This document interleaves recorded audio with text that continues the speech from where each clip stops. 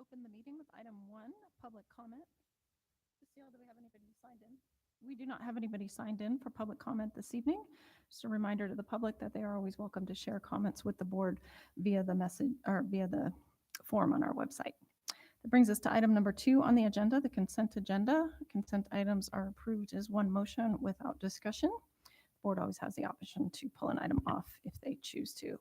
We have regular meeting minutes from June 21st as our consent item. I would entertain a motion to approve the consent item. Madam Chair, Go ahead, Josh. I move that we approve the consent agenda as published. Thank you. Second. Thank you, Destiny. All those in favor? Aye. Aye. Opposed? Motion carries. Item number 3 is our financials. We have the May 2023 financial reports and the disbursement approvals in our packets for review. We have the complete set of reports that we typically receive, as well as Emma's written comments. Additional things to add? No, thank you. Thanks. Questions, comments from the trustees?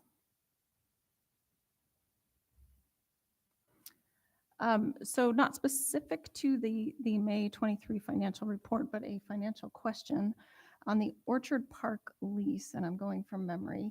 There is an item that says at the end of 20 years, I believe we have an option to purchase for the cost of the branch. And at the time that we signed that agreement, council recommended that we gather up those costs and make sure everybody on both sides of the transaction was in agreement so that 20 years down the line, when everyone's happily retired, we'll know what those costs were. Is that something that has been done or is in process? Madam Chair, that has not been done yet, but we will work to have that in place and be able to report back next month. Great, thank you. Appreciate that. I think the recommendation from council was don't lose that information, right? So get them to agree that we have correctly stated the costs and so forth, so we have that. Okay, so with no other questions, I would entertain a motion to approve the May 2023 financial reports and disbursements. Madam Chair, Go ahead, Josh. I move that we approve the financials to include the May 2023 financial reports and the disbursement approvals as published. Thank you, Josh. Second. Thank you, Destiny. Further comment? All those in favor? Aye. Opposed? Motion carries. That brings us to item number 4, staff presentation. We have Pamela Johnston with us tonight, our recruitment coordinator, to talk about the volunteer program. Welcome.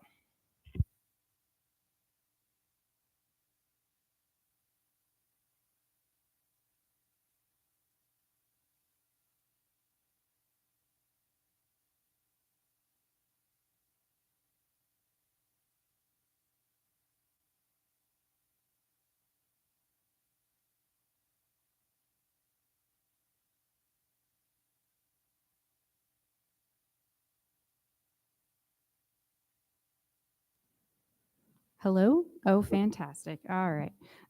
Okay, so I just said thank you, Madam Chair and trustees, and my name is Pamela, and I am the recruitment coordinator, and I'm just going to be reviewing or overviewing the volunteer program with the Meridian Library District. Ultimately, oops, let's see.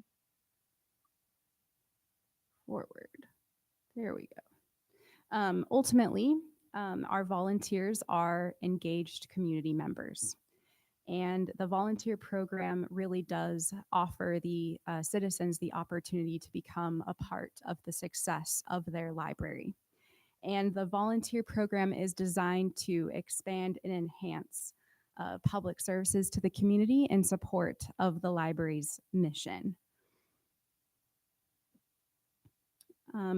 This is in alignment with the library strategic goals 3 through 5, which is increasing awareness of the breadth and relevance of library services, addressing critical service needs in Meridian, and promoting a strong organizational culture. So what is a volunteer under our definition? So a volunteer is defined as anyone who contributes above the age of 12, who contributes time, talents, and energy directly to the Meridian Library District without payment. And the library does utilize the helpful services of interested volunteers to offer supplemental assistance, but not replace employees. Another way of thinking about this is staff provide the baseline level of services in order for us to survive, and then volunteers enhance upon that to help us thrive.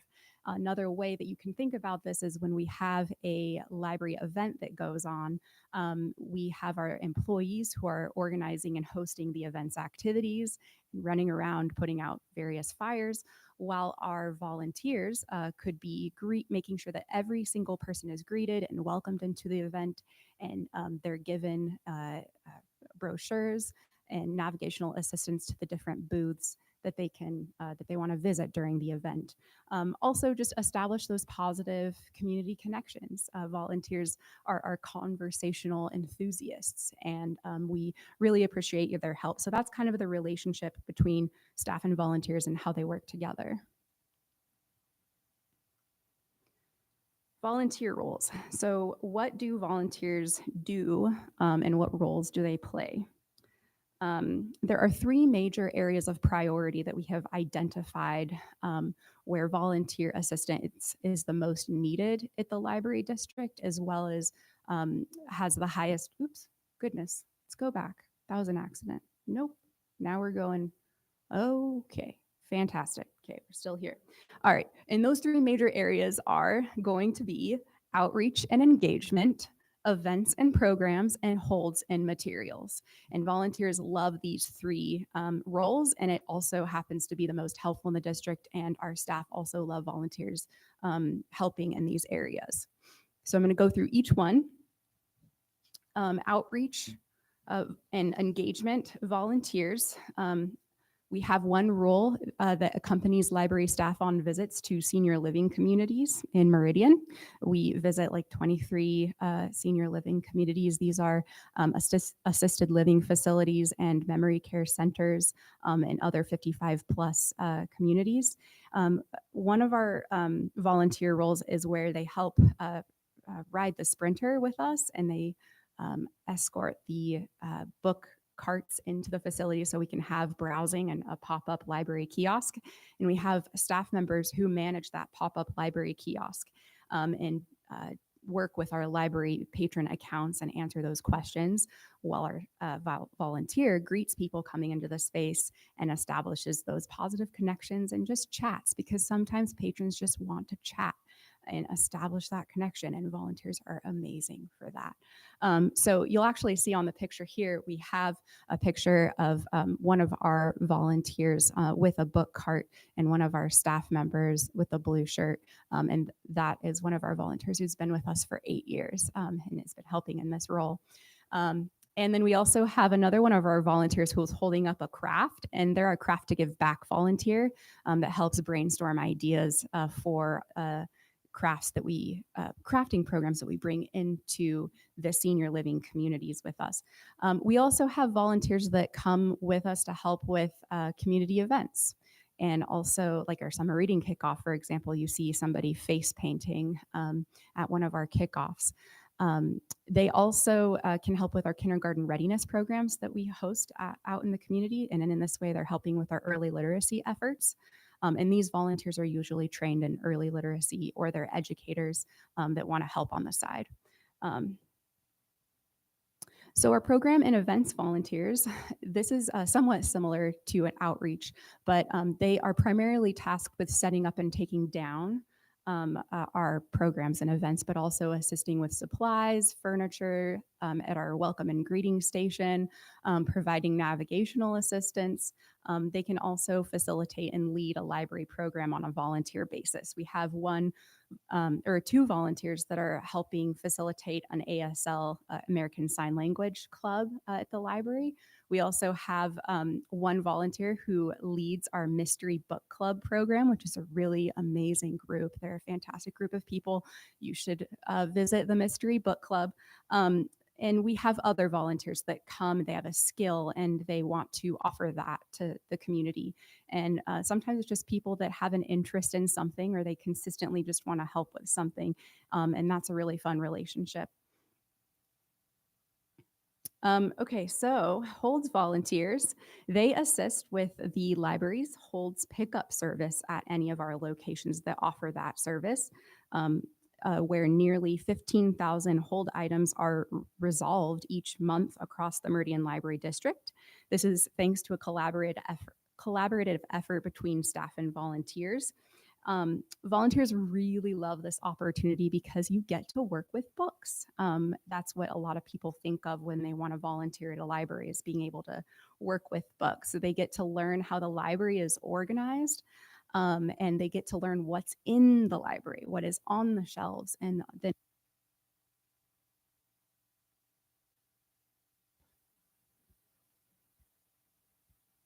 hello? Oh, fantastic. Sorry, I guess my mic turned off for some reason. But yeah, so volunteers love this opportunity, and they really appreciate it a lot. And it's super helpful because it's flexible. It can be done during most times of the day. And there's no like strict time period. And volunteers really enjoy that flexibility. It's also really easy to do, and it's generally easy to train on. So it takes only about 2 hours and then a few follow-up shifts to really practice it. So it's one of our most favorite things to have volunteers help with. And so this increases our capacity to be able to remain at our public facing service desks, ready to be able to engage with our community. And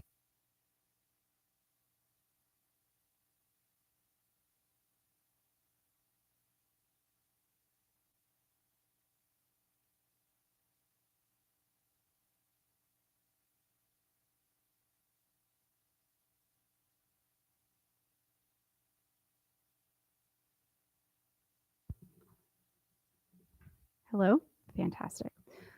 I'll move on.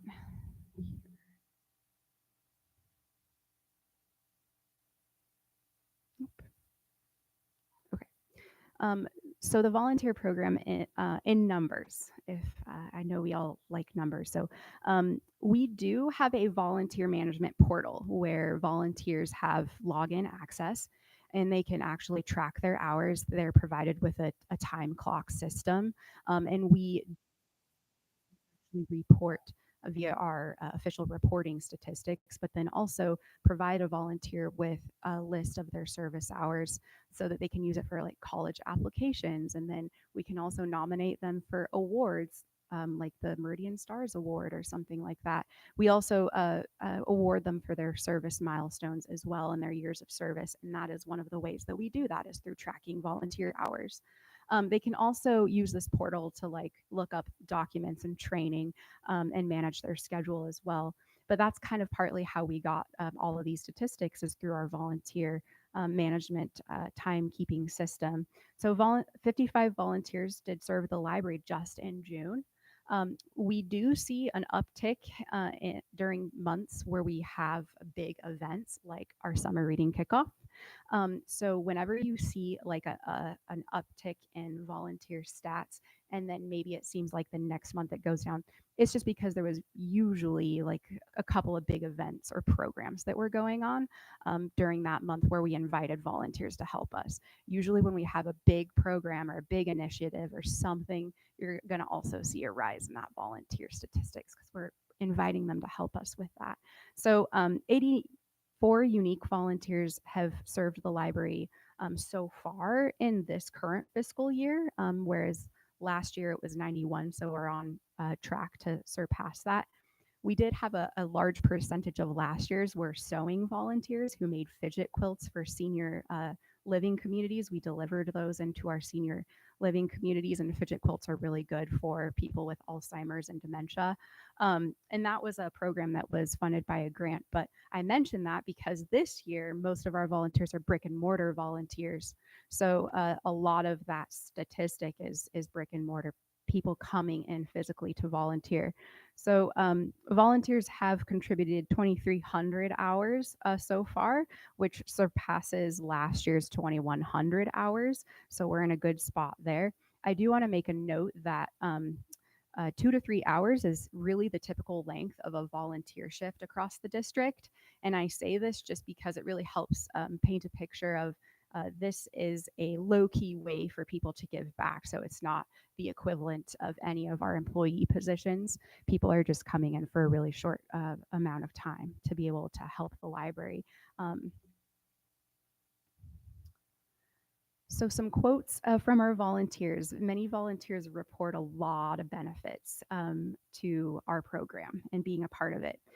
They're usually in a situation in life where volunteering really makes the most sense for them. And this is something that they have sought out and chosen this volunteer situation. We've gathered feedback throughout the years, regular satisfaction surveys, exit interviews, as well as feedback from staff and volunteers. And these are some of the quotes from their responses. They report that like an improvement in their health, and also a decrease in social isolation, and just an improvement overall, and feeling a connection to the library and getting out of the house, having somewhere to go and something to do is really nice. They also love to talk about how they get to actually come and do something, but they don't have the responsibility of like an employment situation, so that they can like go and travel and like spend time with their family. It's still low key enough that they're able to still, do other fun things in their life. So they talk about that a lot. So just kind of a quick review of kind of how we prioritize planning for volunteer engagement, which is really important that we kind of have a structure as a larger organization. So we use the 3 R's. So we are actually a member of the Southwest Idaho Director of Volunteer Services, which is a network of professional volunteer leaders, nonprofit leaders, and also governmental agency leaders of volunteers. And we meet regularly to talk about best practices in our field. And one of those that comes up a lot is the 3 R's. And it's recruitment, recognition, and retention. Recruitment is strategize to meet current and future volunteer audiences. We're not waiting for them to just come to us and then wondering why, nobody comes and volunteers. We try to find out where our audiences of people who want to help are, and we try to meet them where they're at. We try to go to them and invite them to volunteer. Shirley Conger, who's the matriarch of our Sweet Ofs organization, she's helped start it like 30 years ago. She says a lot of people don't volunteer because they weren't asked. And so that's what we try to do, is we try to invite and ask people to volunteer when we noticed skills in our community that we can utilize. So recognition, we award volunteers for their service milestones, and we plan appreciation gatherings and events. And we involve staff in recognizing volunteer achievements. And this last April, we had a volunteer appreciation gathering at Orchard Park, and we had a lunch for our volunteers, and we honored one of our volunteers who's been here for over 8 years. We have 2 other volunteers who have been here for that amount of time as well. And it's just a really a great thing to make sure that we are showing recognition to our volunteers so that we can retain them. And retention is really important. We want to retain a pool of talented volunteers and make sure that we are evaluating our program for effectiveness. And we do that through regular surveys and feedback sessions and annual evaluations of our program. And we revisit everything on a yearly basis. We also have a mechanism for checking in and following up with our volunteers. So that's a part of our strategy, and we encourage our our staff members to also do that as well, to check in and say hello with our volunteers, make this a great place to be able to be involved and volunteer in. So just very quickly, maybe, I just want to kind of let you know that we do have a mechanism for planning for recruitment. Let me actually go like this. So how do we determine the library's volunteer needs to begin with? Well, first, we really do need to have needs. Volunteers are a response to those library needs. And that means that a need really does have to exist before we fill it with volunteers. And so if we have volunteers, but we don't really have a need at a branch or even the capacity of a branch, we might pause having volunteers or bringing on more volunteers because we need to have tasks for them to be able to actually help with things. So we can think about this with a couple of different recruiting questions, recruiting planning questions. And that is there a need to begin with? You know, let's identify a gap. Let's identify something that can be better. And then does filling that need involve employee essential job duties? If the answer is yes, then we look at staffing models. We look at staff. Um, and then if it doesn't involve essential job duties, then we may determine if a volunteer response is an appropriate solution to that. I do want to say that it does say in our volunteer policy that volunteers do not perform critical tasks that only are delegated to paid employees. These may include accessing library card account systems, patron records, assisting patrons with library card account questions, driving library owned vehicles, using employee computers at public facing service desks, and making supplies purchases, and performing volunteer tasks inside library buildings without library staff on premises. I just mentioned that because you can do a lot of things with your volunteers, but that is kind of where our line is drawn because those are employee responsibilities. And you know what? Volunteers don't want to help with those things because they want to do the low key supplemental things because the other things are super full of a lot of responsibility. So that's why we talk about essential job duties and making sure that there is kind of that boundary there. So if we have determined that volunteer response is appropriate, we really do want to map out the opportunity. So do we have staffing to support volunteers with this need? So we've got one recruitment coordinator, 50 volunteers. So I coordinate the situation, but we also have staff at all locations across the district who are going to be working with those volunteers too. And those people, like if we don't have enough like structure of support, then usually it's not a good idea to bring on volunteers in that situation. So we usually hold off until we are really in a good spot to be able to support those volunteers at those locations, on a day-to-day basis, not just from a bird's eye view perspective. So we look at staffing. Do we have enough staffing? What is our staff's capacity? In what way would volunteer tasks benefit the public? So what is the impact goal? Is there an impact? Can the volunteers see the impact? Is that measurable? And can we show them that? How often does it need to be done and how long does it take? I know that sounds really simple, but if you don't know what time frames that you need your volunteers, then you're going to have a hard time finding volunteers that fit that schedule. So you need to know what you're asking. And then what skills and training are needed. Again, that sounds simple, but sometimes we can overlook that we need to have a way to be able to onboard people and actually train them on how to do things effectively. But the most important one is we have this need, but our volunteer is going to actually enjoy volunteering to help with this, because we might create the perfect volunteer opportunity and see it as something that might be fun. But then we have a failed recruitment, and what we learn in our feedback process is that nobody really wants to help with it, or it seems weird, or it doesn't seem like something that's a volunteer role. So we look at that and we're always evaluating that, but we want to make sure that the goal too is that they're going to feel engaged and it's going to be fun. So okay, just a quick, I have 2 slides left on how to become a volunteer, especially for anybody that is listening from the public. So how to become a volunteer, we do have a volunteer application on our website where you can express your interest, and then there's an interview process and a screening process that we go through, and then an orientation and an onboarding experience that we have. And we also make sure that staff are familiarized with how to train volunteers, and we collaborate with them to make sure that a training does happen, even if it's like a brief tutorial, and that there's written procedures and that there's visual procedures. We also make sure that the volunteer has some type of schedule or follow up or way to be able to stay in touch with staff that they're working with, and then also a volunteer portal access for that volunteer.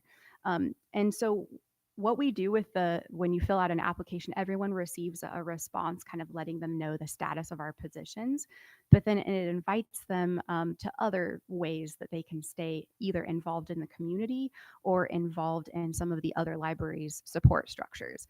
Our website, for example, is very vast, and I invite people to go and read through everything that the library offers. And I tell them the best way they can help the library is become familiar with the services and then tell their family and friends about it.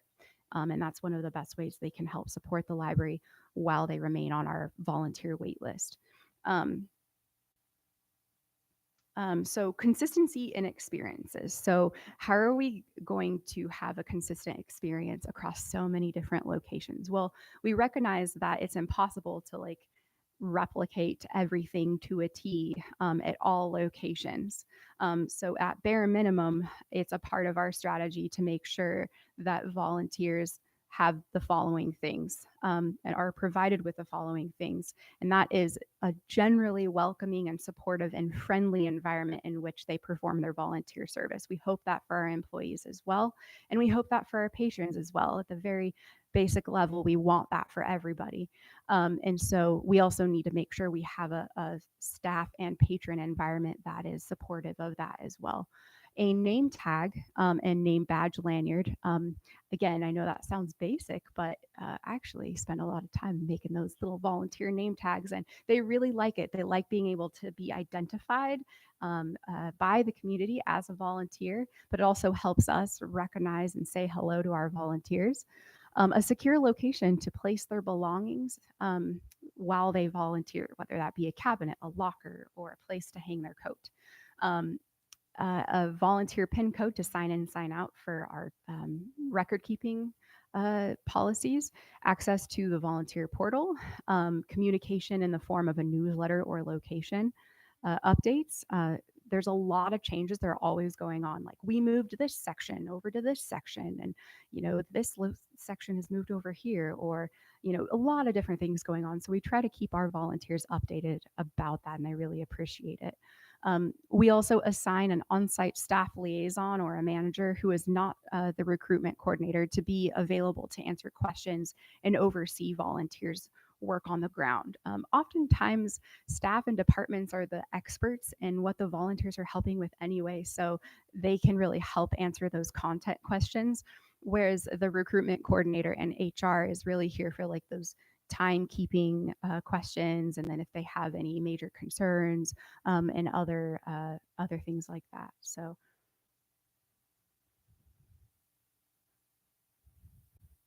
awesome.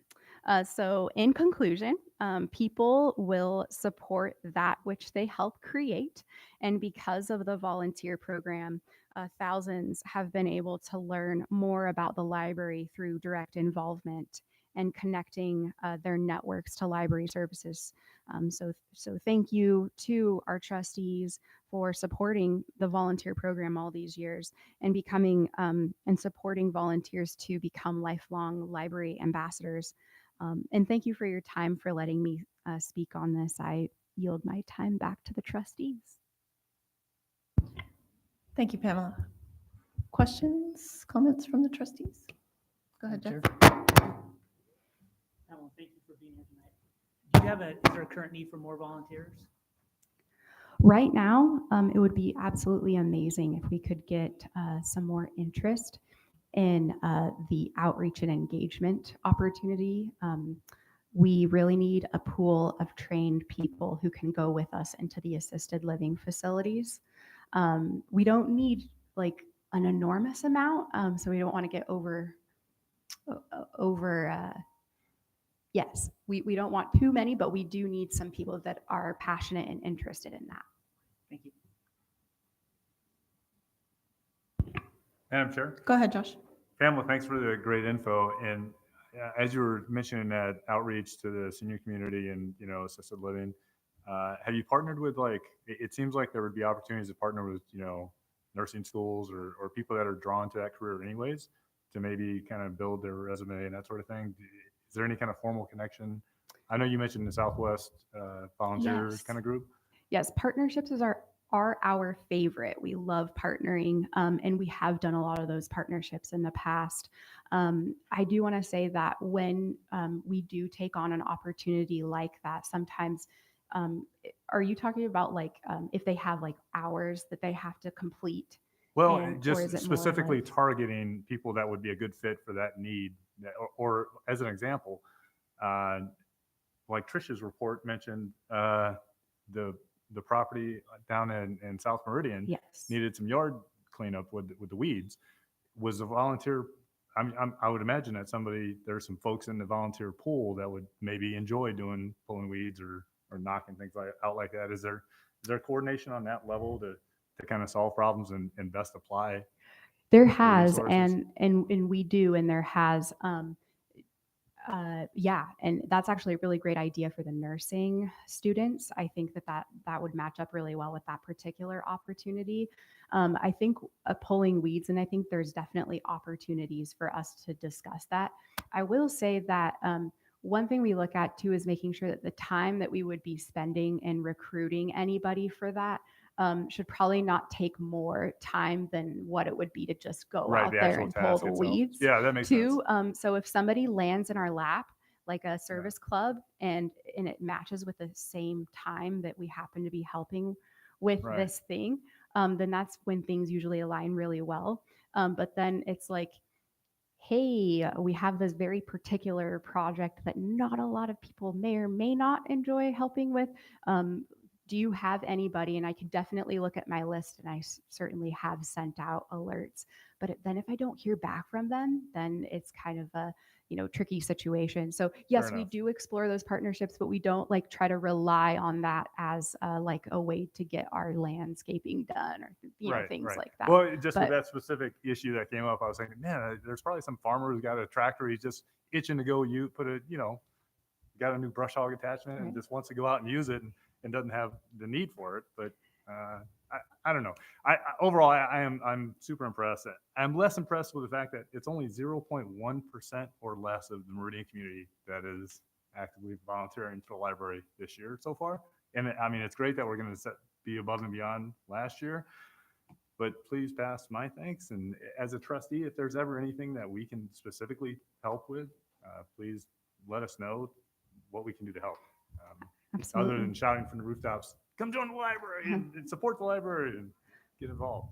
I did want to comment really quick on your question.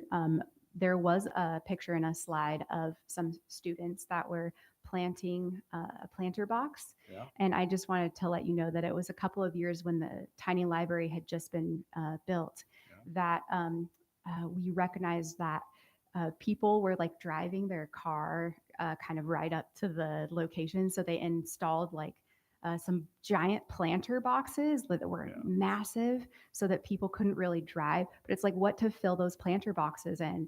And we just didn't have capacity to really think or even consider it. So we actually invited a Girl Scout troop to actually research the type of plants that would function best in that environment out there. And they went and they planted those. And so that was a picture of this Girl Scout troop that we had a connection with that went and planted it. And that was a couple of years ago. So we do want to do more things like that. And we're still kind of coming back. And so I'm interested in doing more of that in the future. Awesome. Yeah. Thank you. Other comments? So to that end, can maybe comment a little bit more on the wait list, and because I know when I see volunteers here and they're super excited to do it, and I've encountered out in the community some folks that looking for volunteer opportunities and kind of struggling to find one, maybe not necessarily here, but at other places. Can you talk a little bit more about that wait list and our capacity to put volunteers to work in the things that they want to do? Yeah, so right now we just haven't had a lot of volunteer openings because we haven't had those needs in place for volunteers. And also, we're going through some really big growth and changes in our organization right now.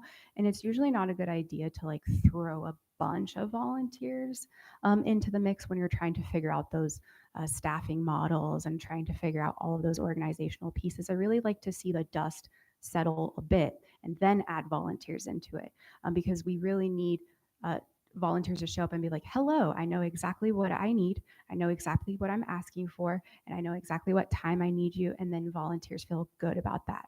But when a volunteer comes in and you're like, sorry, I guess somebody already did this job, it's not a good situation. It's not a good PR situation either. So there's a lot of those different pieces. But then also, like I said, a need has to exist. So about the wait list, what I have been doing for the past several years, what we've been doing is we want to make sure we're still collecting contact information of people that are interested in volunteering, so we don't lose them. So that even if it's like a year later, we can still reach out to them. We actually have these different needs. Are you still interested in volunteering? So that's why we leave our volunteer application open so that people can go and apply. I also like it because it sends them an auto response, and then I can actually go and follow up with them a couple of weeks later and let them know about the status of where things are at and where things are going, and then also give them a couple of other options. We have snack drives that are going on. We have other community um, uh, uh, organizations that are reaching out to us saying that they have these different needs. And so I like to get the word out about those things like the Idaho Diaper Bank, the Meridian Food Bank, and the Wardrobe Treasure Valley. There's a lot of other organizations that have volunteer needs. So we get the word out about those. It's basically a way to collect their contact information. And so I let them know about that, if that makes sense. We have considered, though, to avoid confusion and ambiguity, to close down the volunteer application when we are not in need of any assistance.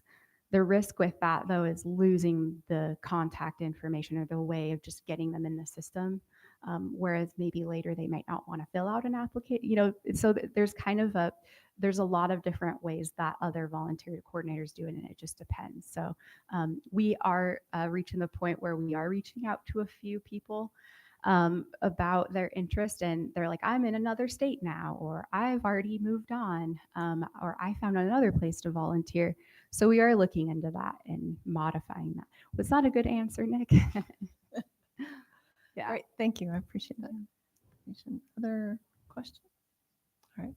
Well, I can tell you from personal experience that Pamela is delightful to work with and takes very good care of our volunteers. I appreciate you presenting to the board tonight. Thank you.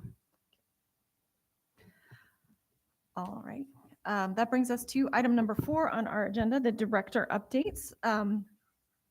We did have the written reports in our packets, and additional comments and presentation from Nick. All right. Thank you. And as we get the slides pulled up, I will start off by saying thank you, Pamela. She does an amazing job of running the volunteer program for us. And one of the slides, she had a picture of somebody that was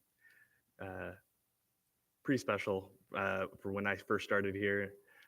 Our volunteer, Bob, he worked as a volunteer for, I don't even know how many years, but it was a lot, 10 years. And he recently passed not too long ago. But if you came in and saw the gentleman that was in that photo, he was always putting holds on the shelf here at Cherry Lane. And he was a good example of how involved our community is and can continue to be. Additionally, I started as a volunteer at a library 23 years ago, not thinking that I would be here today. So that's how those programs can go. And then to answer the question about brush a little bit, the Spanish Sun property is a little between 3 and 4 acres. And we have to bring in special brush clearing machinery for that. So a little daunting of a task for volunteers on that. Given Edgar's recent retirement, I didn't know if it was too soon to bring up like a library goats, that we could have some pets out there. Just kidding. Heart palpitations.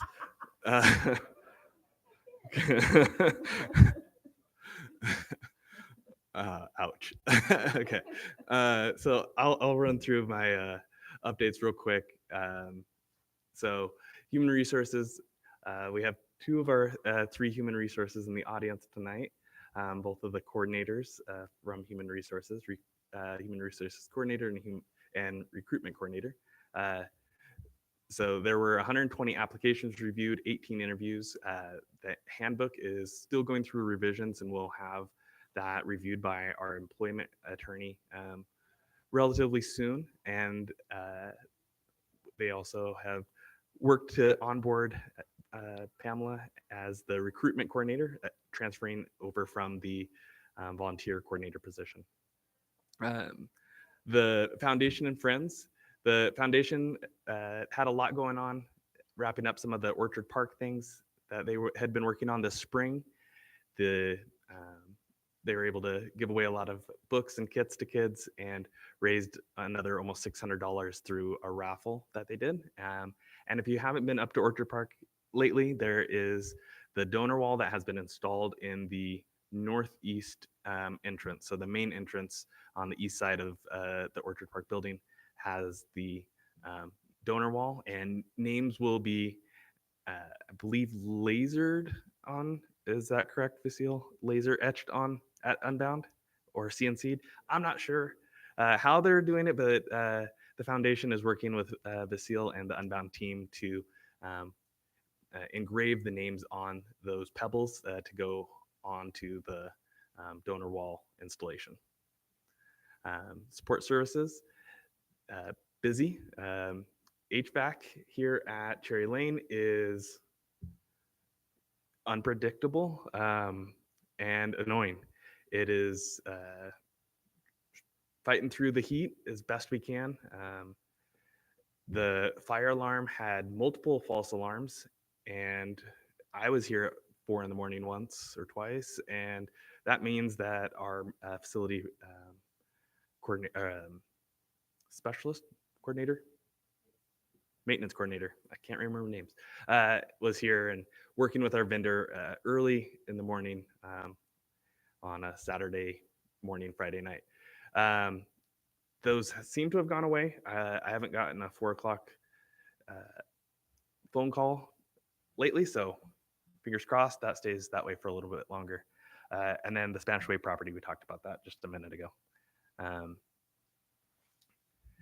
Our computers and network continue to have high usage, and our collection development team is in a rapid hurry up mode to add as many materials as possible to offset the need at Orchard Park largely.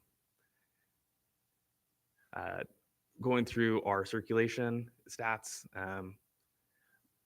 these were all in the report, so I'm going to try and go through these a little quickly, but all of our numbers are up, and in some cases up large percentage points. Same with the door counts, 3D printing, and outreach interactions, which is up significantly. The outreach and programs are up largely due to an increase in our ability to get out and do programs that we have not had over the last few years. And so we continue to see those year over year increases due to some of the restrictions that were in place previously.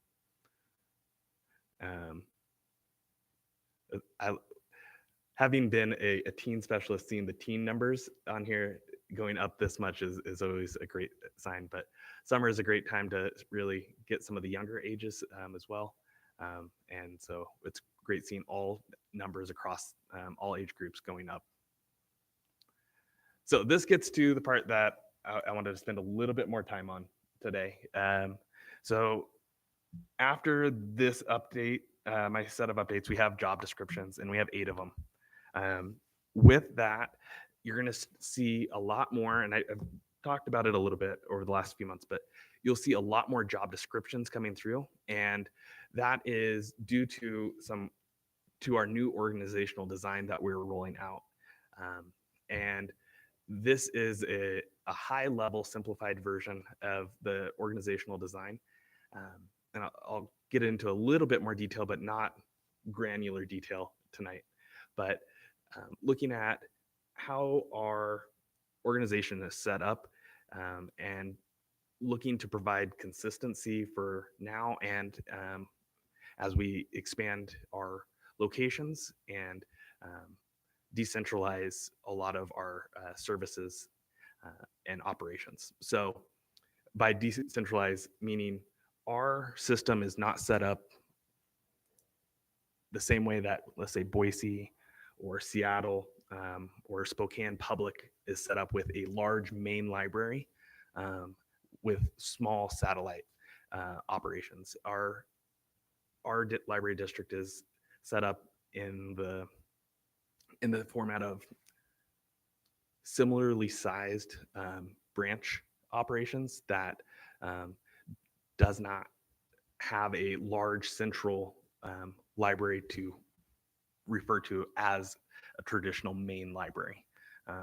Cherry Lane functions that way partially, but lacks the size and specificity to truly be considered that with the size of the district as a whole.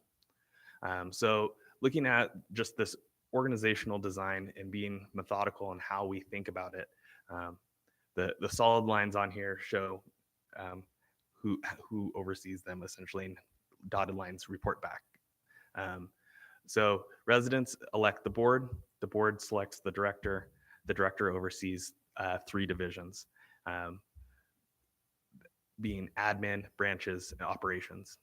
So in front of you tonight, when we get to that part, this is why you'll see the assistant director of operations and an assistant director of branches. We are already somewhat set up that way, but not from a terminology standpoint, and we don't have consistency across what we're referring to here as divisions, but we don't have that definition in place currently. So the operations is overseen currently by Jason, who is the district support services manager. Also, we're working on reducing words and titles, but his department oversees the collections. It oversees digital services, which is like website and databases and things of that nature, and oversees IT and the system network, and also oversees facilities. So a lot of the real back end stuff that keeps our library district running. So calling that out and having it be on the same level as the assistant director, which oversees the branches and the public facing operations of our district. And then the director overseeing the admin division that has the assistant director is the executive assistant, admin assistants, and HR, finance, and foundation. So just wanted to kind of give the high level so that you see a little bit of where we're going. One of the things that we have struggled with, and we are not fully there yet, because it is a daunting task that doesn't seem like it should be daunting, and that is having a structured terminology list. So when we say department, it refers to the same thing regardless of location, regardless of who's in it, regardless of what the operations, what the function of that department is. So using the words with purpose to have division, department, team to indicate the breaking down of what is required of that grouping of staff, and having a structured hierarchy of reporting and oversight so that managers have the same expectation across departments, that supervisors have the same expectation across teams, and that we're able to have some consistency across the board. So let me hop over and talk about branches, possibly. So this is a generic branch structure. We've shared this out with staff, but because we don't have some of the specifics out to staff yet, we're working on a very strategic rollout of communication and implementation. But as a generic structure of a branch at Meridian Library, we will have a branch manager that will oversee the branch supervisor and directly oversee the librarian or librarians and oversee the associate librarians. And then the branch supervisor will oversee library assistants, library courier, and library page. Now, not every branch will have each one of these positions, and but the exact same structure will be in place for all traditional service libraries. And Unbound, Basil's in the audience, he's our manager at Unbound. We'll have a slightly different structure due to the nature of Unbound and the size of Unbound. We can't have 10 bodies in that building the same way that we can in other locations. So we are being very thoughtful in how we think about these positions when we bring the job descriptions to you, and when we talk to staff, when we train, when we think about professional development, when we think about responsibilities, tasks, making sure that there is a level of consistency from branch to branch. So a library assistant at Cherry Lane should be working the same percentage of time on desk as somebody who has the same job title at Orchard Park or at Silverstone or at Unbound. That librarians and associate librarians are doing programs. So I just wanted to kind of go over high level pieces of the organizational plan with you.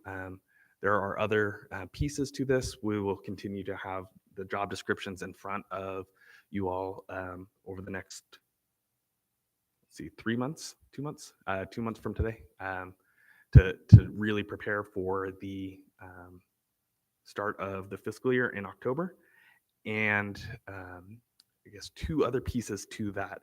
We have restructured from the ground up our staff committee structures.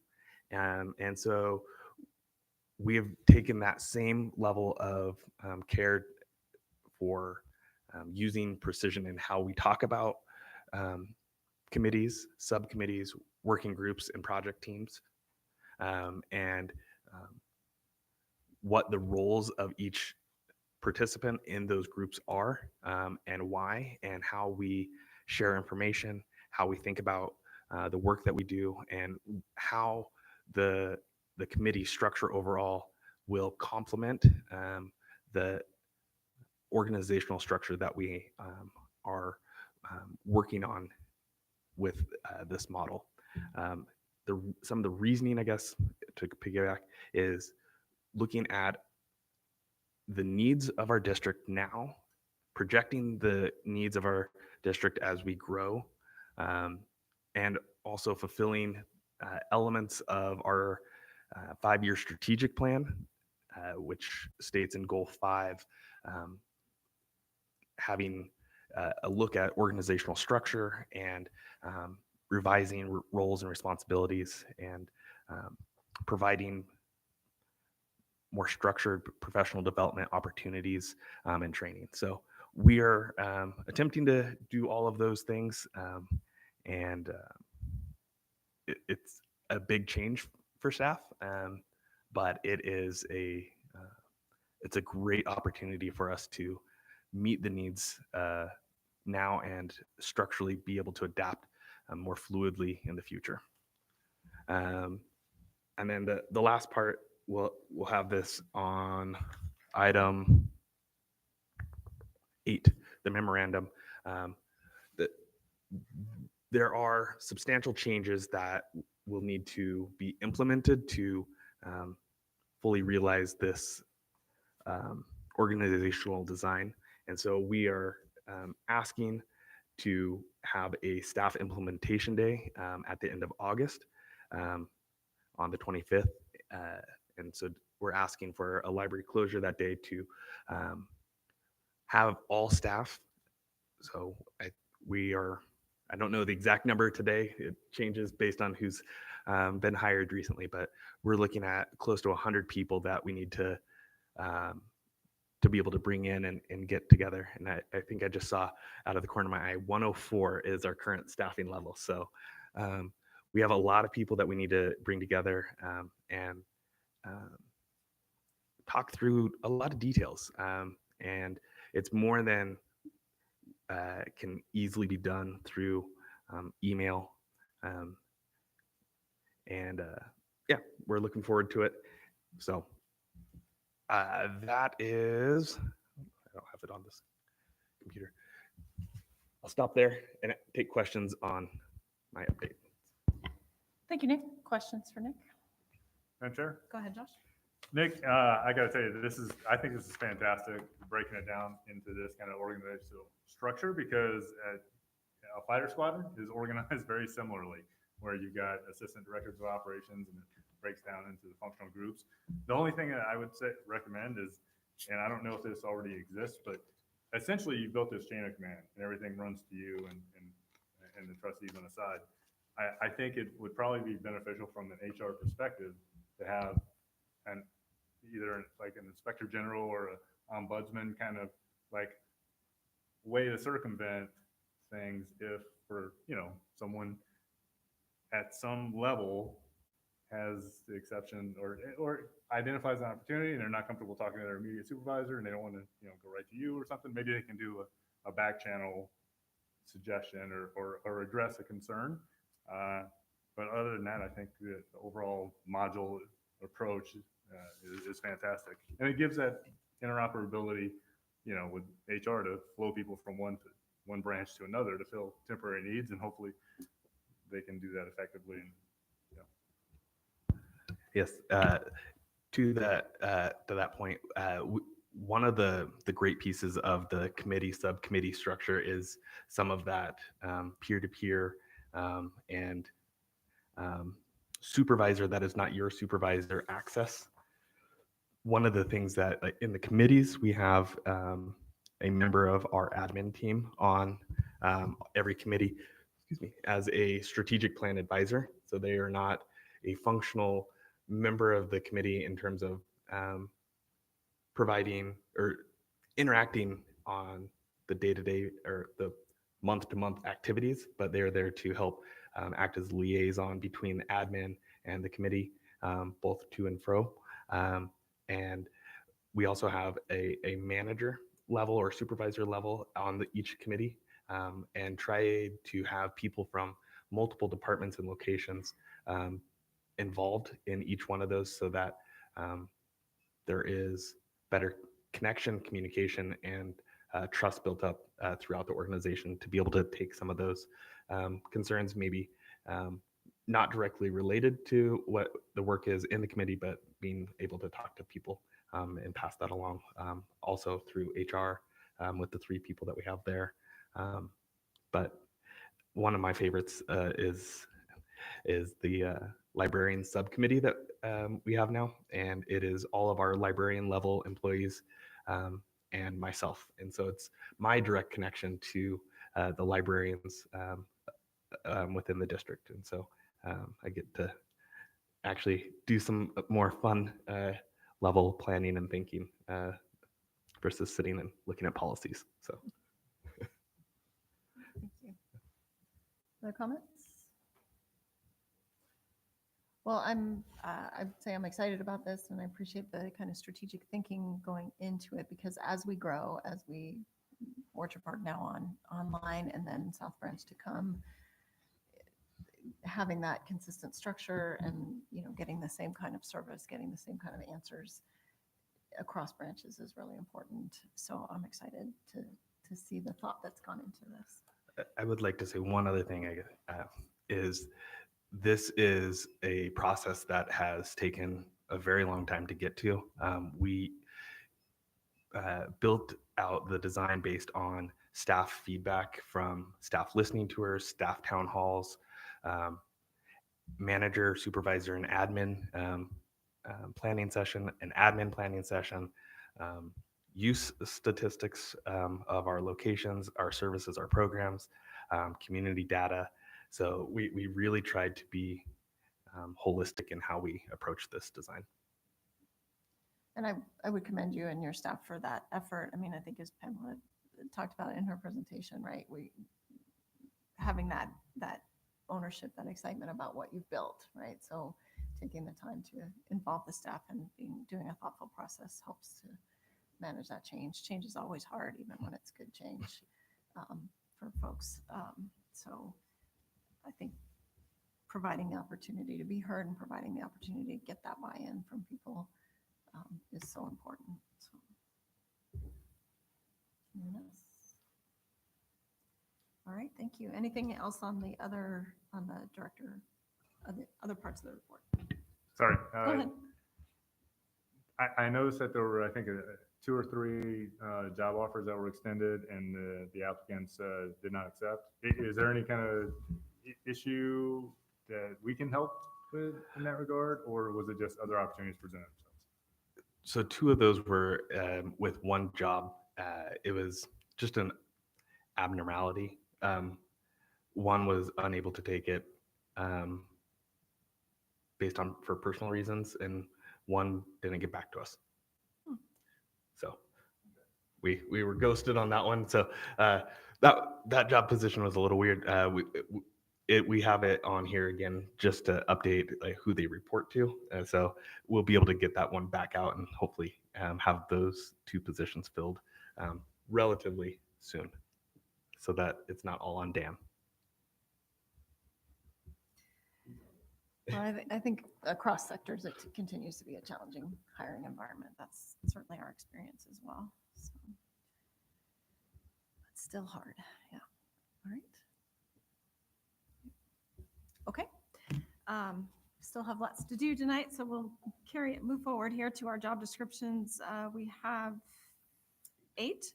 I'll provide it in our packets in red line and clean version so you can see the changes. I believe the 2 director or assistant director positions were new job descriptions, so those were not in red line versions because they were new items. So we do need to act on them individually. However, we'll discuss them as a group, if that makes sense. So if you have comments, questions on a particular job description, or Nick, if you have anything to add. The one thing I shouldn't say one thing anymore because I never have one thing. Laura had a note on here about the executive assistant position, rewording the section about clerk of the board and adding the verbiage may act as clerk of the board because it is a requirement of library directors to act as the official clerk of the board, and so we need to clean up that language a little bit. Thank you. Other comments or questions on the job descriptions as presented?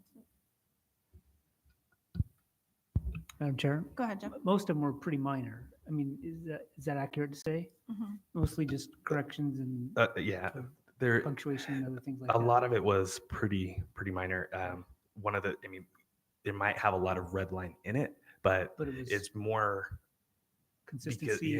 we're having a and- lot of consistency okay. pieces that were really it's a big one. Okay. But as Megan said, the assistant director positions were rewritten so that they were similar, and taking the current assistant director job position and the current district services of operation or district support services manager position, and making sure that we didn't lose anything from either one in terms of roles and responsibilities, but making sure that they were relatively consistent among the two positions. Thank you. And with branch manager, this will also replace the branch manager positions that are specifically called out different. You'll see that though on the salary schedule, not on a job description per se. But for example, this will replace the main, no, I'm told I need to look. The main general main, oh, Cherry Lane general manager and the Unbound branch manager. So They will both be branch the- managers. so both of those will be branch managers. So across our 4 branches, Orchard Park, Cherry Lane, Unbound, and Silverstone / South Branch, those will all be branch manager. That way there's consistency among the 4. Other questions? All right, we will start walking through them then. Then the first job description before us is the administrative assistant position.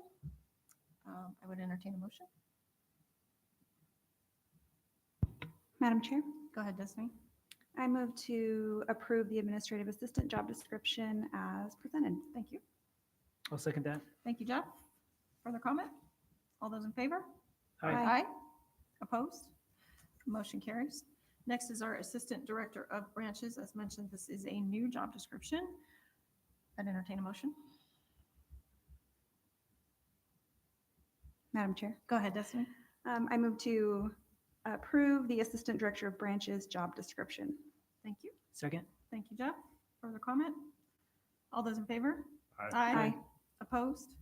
Motion carries. Assistant Director of Operations is next. Again, this is a new job description. I'd entertain a motion. Madam Chair, Go ahead, Destiny. I move to approve assistant director of operations job description. Thank you. Second that. Thank you, Jeff. Further comment? All those in favor?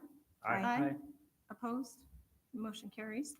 The next item is our branch manager position. As Nick just mentioned, this is replacing the ones that are specific to locations and having a consistent job description across all locations. I'd entertain a motion. I move to approve the branch manager position as outlined. Thank you, Jeff. Second. Thank you, Destiny. Further comment? All those in favor? Aye. Aye. Opposed? Motion carries. That brings us to executive assistant. We will consider the job description provided to us in our packet with the noted wording change to may act as clerk of the board for the reasons that Nick noted, that the director is the designee as clerk of the board in our bylaws. With that change, I would entertain a motion. Madam Chair, Go ahead, Destiny. I move to approve the executive assistant job description as amended. Thank you. Second that. Thank you, Jeff. Further comment? All those in favor? Aye. Aye. Opposed? Motion carries. Brings us to Human Resources Coordinator. This was provided in redline version so we can see the changes. I'd entertain a motion. Madam Chair, Go ahead, Destiny. I move to approve the human resources manager job description as amended. Coordinator. Oh, coordinator. Thank you. Second that. Thank you, Jeff. All those in favor? Aye. Aye. Opposed? Motion carries. That brings us to the 7th out of 8 job descriptions before us this evening. The Human Resources Manager, again, provided in redline version so we can see the changes. I'd entertain a motion. Madam Chair, Go ahead, Destiny. now I move to approve the human resources manager job description. Thank you. Second that. Thank you, Jeff. Further comment? All those in favor? Aye. Opposed? Motion carries. And finally, the Resource Coordinator job description, again, provided to us in redline version in our packet so we can see the changes. I'd entertain a motion. I move to approve the resource coordinator position job description. Thank you, Jeff. Second. Thank you, Destiny. Further comment? All those in favor? Aye. Aye. Aye. Opposed? Motion carries. Well done, everybody.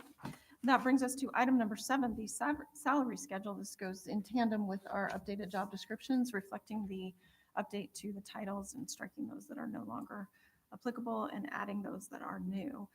Again, this was provided to us in red line version in our packet, so we can see those changes. Any questions or comments here? Go ahead. Madam Chair, I took it off, but I would like to add it back on so that we strike the unbound manager from the manager line, which I don't have in front of me, but I believe it's line 10. Okay. So we are considering the salary schedule with the change to strike unbound manager from line 10.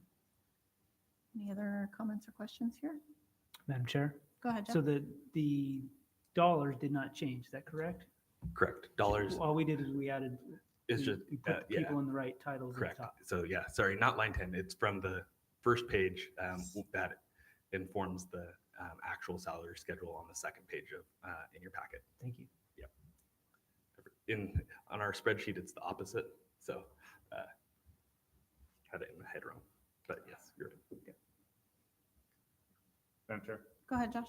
I'm not sure if this is the appropriate time to bring this up, but I would like to at some point have this information widely available to the public on the website if it is not already. Yes, we did look into that, and we don't have a solid answer yet from one of the consultants that we have for employment.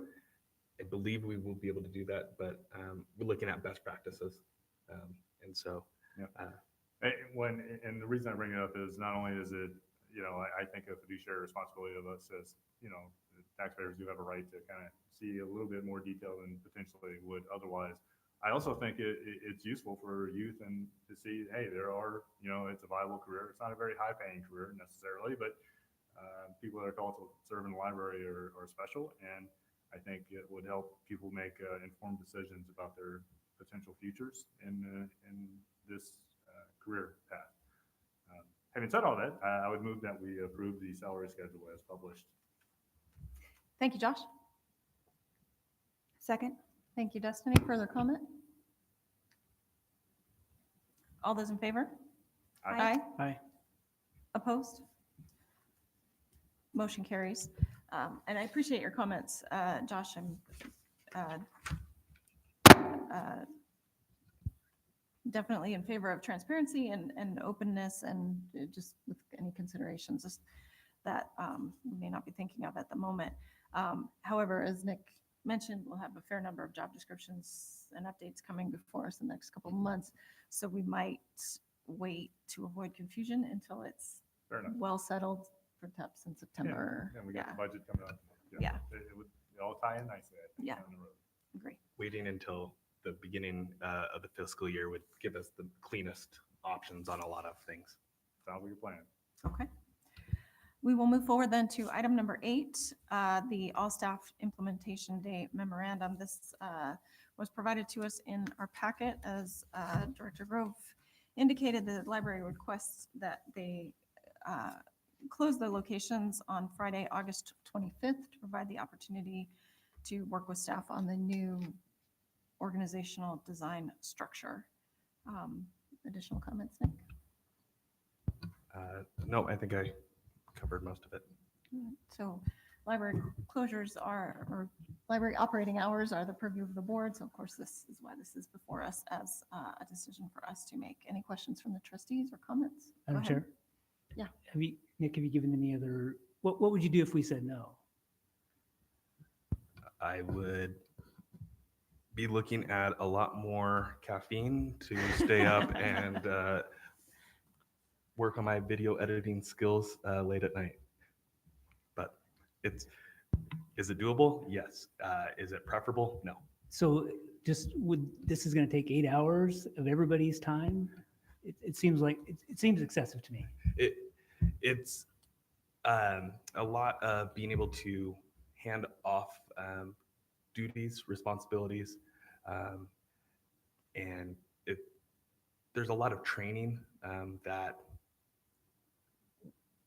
we continue to need to do. It is a lot, I grant that. Trying to find a time and day with 100 people and multiple locations is really difficult. We if we do a half day, I think we could probably make it work. It does increase the complexity and the risk liability from a moving of 100 people on paid time versus unpaid travel to time. So is it doable? Yes. It just adds in complexity. So we're open to it. We can do it. Or maybe multiple sessions, like 3 hours at this location in the morning and then 3 So hours in the one of afternoon. one of the reasons that we don't want to do that, and we had up until 4 hours ago, we had a 6-week communication plan for staff on how to get out the information about what, why, how, when, all of those things. We have had to expedite that exponentially. So we don't have staff that have different information than other staff. Information in our world travels incredibly fast, and I mostly fear some of the game of telephone that happens when one person has information at a different time than somebody else with some of the level of magnitude that we have. And so I want everyone to have all of the same information at the same time so that we have more consistency and quality control over ensuring everyone has the same information. I just It's also very personal for a lot of people that Right, are it's their tied job. to Yeah. their job, and we've ensured everyone their employment is not changing. Mhm. The way we structure the organization might change, and we'll have better definitions of roles and responsibilities, but no one's losing their job because of the organizational change. But there is still significant emotional attachment to roles, responsibilities, tasks, things of that nature. So I just think it's a big deal to close the library where that's our role, is to have the doors open. And Yeah. I will probably vote no, but I won't be offended if others don't. So that's fair. Madam Chair. Go ahead, Josh. Nick, I'm just want to make sure that as you looked at the calendar and kind of made this decision, like here's the day with the stake in the ground we want to go with. Is Friday the lowest impact day as far as usage? Which, being summertime, I would imagine that Fridays would be a low day because a lot of people get out of town, go camping, do stuff like that. But I just want to be ensured that you did survey and kind of identify a date. So Or day of the week, rather. one of the largest challenges of being open 7 days a week and being open for 64 hours in that week is that there's never a perfect time. Right. Friday is one of the few times where we can have somebody work essentially a full day during the week, and that doesn't, and we don't have to have necessarily multiple people to cover that day in and of itself. So Monday through Thursday, we're open 9 to 8. So that's 11 hours. So you automatically have to have more staff to cover that than you would on a Friday. So it's a lower staff impact time. And then when you get into the weekends, you have 7 hours on Saturday, 4 hours Sunday. Sunday's pretty much a moot point for the most part. It comes with a whole other slew of challenges. And Saturday throws off the rest of the week at a higher clip and is more difficult. And school starts for West Ada and Boise on the 16th or 17th of August. So we'll be back into school session, and it's a week before Labor Day. So, yeah. You have well and thoroughly answered my question. Another question I have, is there other required annual training requirements from an HR perspective that you can fill a lot of squares when you have this all call. Basically, you're basically kind of doing a commander's call. It sounds like, hey, we're going to get everybody together, get everybody on the same page, get the ship sailing the right direction, and start the new fiscal year off in this great, cultural basis. And I think that's fantastic. But hopefully, there's a lot of squares from HR that are going to get filled. As well. It's not only HR. There's so one of our committees is a training committee, and they are currently working through all of the items that we need to address from a training standpoint, short term and long term. And I also have my 18 different notes of things to work on for training. So we are not shy of topics to cover. Okay. And to include like first aid or how to work the defib machines, stuff that would be great for everybody to be knowledgeable on. So we will be structuring a lot of it similar to how we have our annual staff day, which is for the last few years now been in February, where we have large group session with everybody, and then breakout sessions for individual or more specific topics and sessions of training. And I'm guessing that for the approximately 20 to 30 people, I'm just guessing here, about 104 people, try to get them all together, there's going to be 20 to 30 that life happens and they're not going to be there. There's a backfill plan to get them the information they need. I would or you want them to have. I would anticipate it being less than 15 people. I'll take the over. I'll give you odds. But in any case, I got you a round of golf on that one. I think, respectfully, Jeff, that, I can understand it is a big deal, but I think it shows a commitment to the staff and professional development, and the fact that it's a big change and affects their livelihood. I think it seems pretty above board and will benefit the community at large as well as the staff. Thank you, Josh. I would echo those comments. I agree with Jeff that it is a big deal to close the library, on a day that we're expected to be open. And we don't do that lightly, but I think that this is a big change, and change is just hard for people, even when they're excited about the change, even when they agree that it's a good thing, it is just hard. And so communicating that in person directly, giving people the opportunity to answer questions, to vent their concerns, all of those pieces are important. And I think you lose a lot of that in a video delivery, in a virtual delivery. I agree. We don't do it lightly, but I can see the value, and hopefully we won't expect to redesign the organization every year. So we will have this will be a rare occurrence. So. My expectation is that this structure, when fully implemented, allows us the flexibility to not have to do this again. That's essentially the way that we've approached it. At a minimum, it will get us through the next 10 years to go hand in hand with the planning documents from next year. Thank you. So in the interest of time, I will call for the question and I entertain a motion. Madam Chair? Go ahead, Josh. Madam Chair, I move that we approve the staff implementation date memorandum as presented. Thank you. Second. Thank you, Destiny. All those in favor? Aye. Aye. Aye. Opposed? No. Thank you. Motion carries.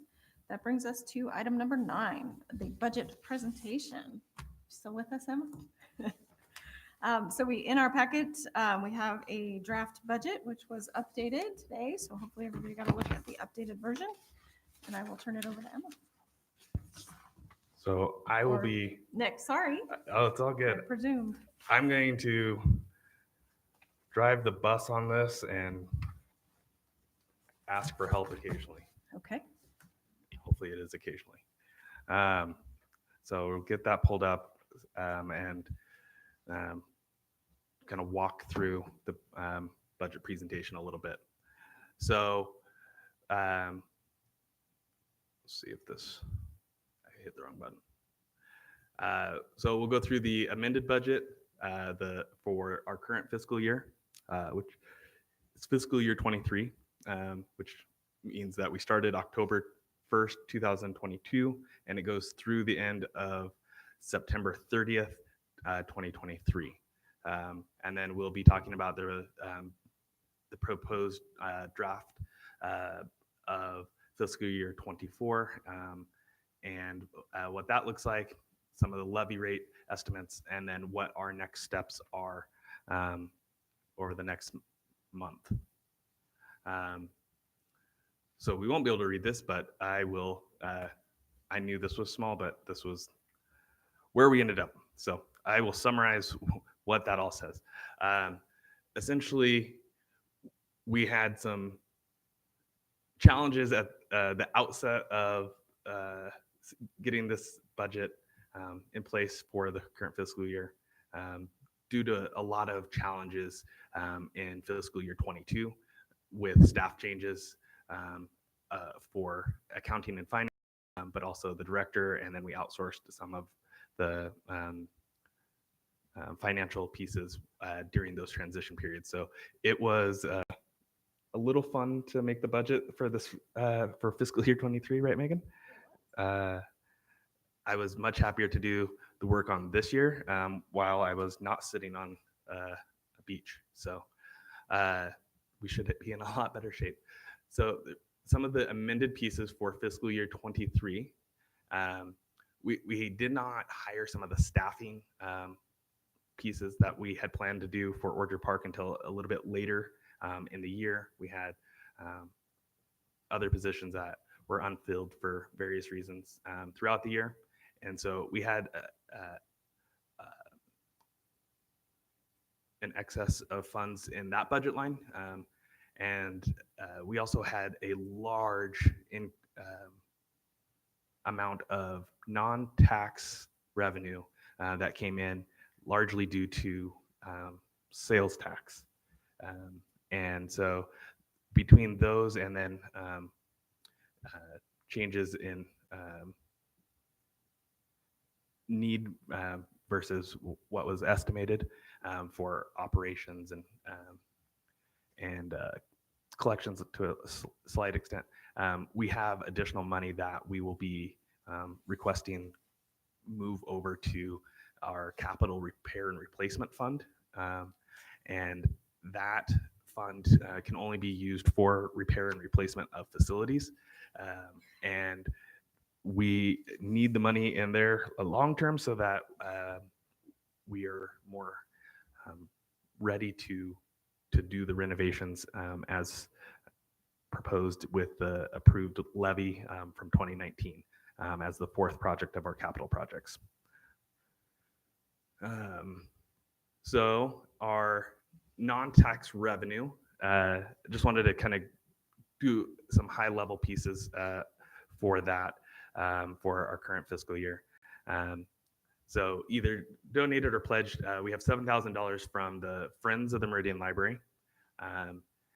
We have almost $400,000 that the Meridian Library Foundation has provided to us. And we have over $65,000 in grants that the library staff have secured in this fiscal year. And some of the other means of which we generate revenue, room reservations, paper printing, 3D printing.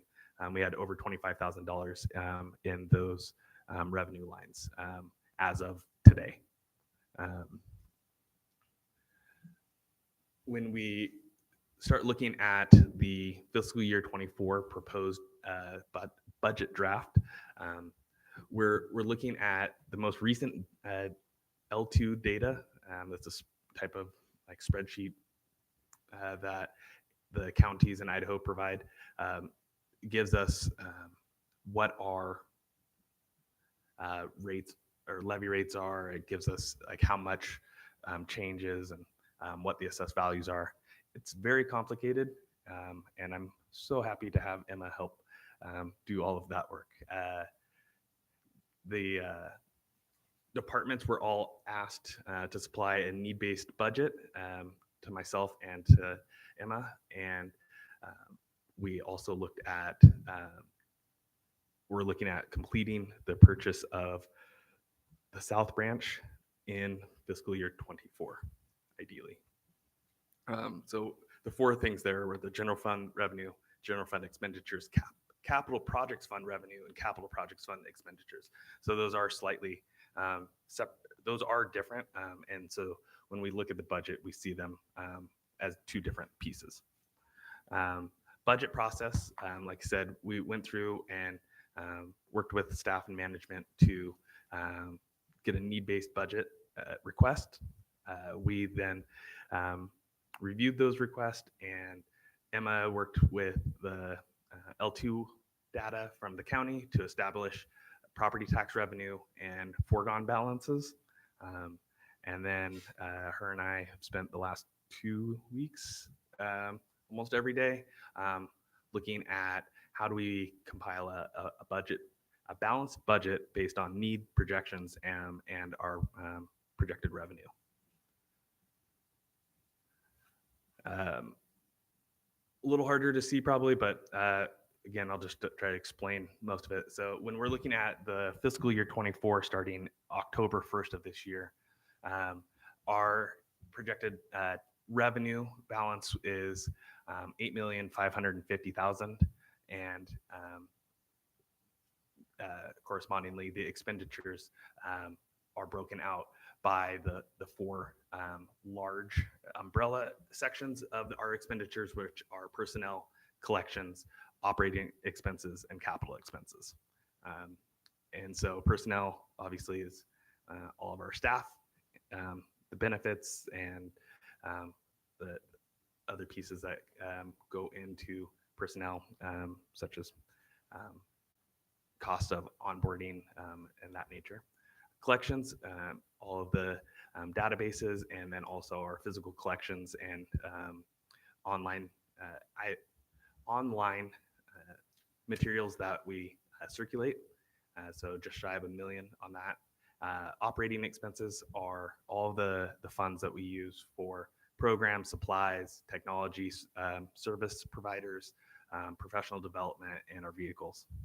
And then capital expenses are any equipment, furnishings, infrastructure hardware, or IT equipment hardware that exceeds the $5,000 the $5,000 mark, which was set earlier this fiscal year by you all as the demarcation from capital or non-capital to capital. And then when we look at our capital projects fund, we are looking at the levy rate at the top, which is the projected tax revenue. So each year we get the 1.4 million as part of the 2019 approved plant facility levy. And then looking at projected non-tax revenue, which would come in the way of bond financing, and grants and donations. That is where we get the revenue there of the 3.136 million. And then when we look at the cost of the South Branch, we are looking at 160,000 as an estimate for the cost of issuance of the bond financing, which will be a component of the purchase of the South Branch facility, totaling currently 5.6 million. And with that, we will we still need to have contracts in place to have those final numbers, but this is based on the information we have now, what we're looking at. When we get into levy rates, there are quick ways we can look at it and say apples to apples, but it's not necessarily that simple, and we'll get into why. But when we look at fiscal year 23 levy rates for all funds, we have the 0.000329 for fiscal year 23, and then in fiscal year 24, looking at the 0.000374. But when we only look at the general fund, we see that a little bit differently with the 276 and the 317. When we look at what is allowable at a maximum rate by state code, it is actually almost double what we have proposed here, and that is at the 0.0006 levy rate. Then when we look at why there is an increase to the levy rate from last year, like I said, it's complex, but it's also not that hard to figure out. This graph shows our levy rate since 2005, and it shows it shows our total taxable value of the properties within our district since 2005. And to get our levy rate, you take the property tax portion of our district budget divided by the total taxable value of all property. And it doesn't look that substantial on the chart, but the decrease from last year's value, assessed value, is $2.4 billion less than it was last year. So on top of that, we got hit with a double whammy of more exemptions were provided by the Idaho legislators, and that further exacerbates the change in our levy rate. So the $2.4 billion decrease in taxable value and the exemptions are in play when we are looking at the levy rates. So when we look at our general fund expenditures, we have the green is fiscal year 23, the dark blue is fiscal year 24. First bar graph there is personnel, followed by collections, operating expenses, capital expenses, and then transfer out to capital projects fund. And so this is looking at the amended draft for fiscal year 23 and the proposed draft of fiscal year 24.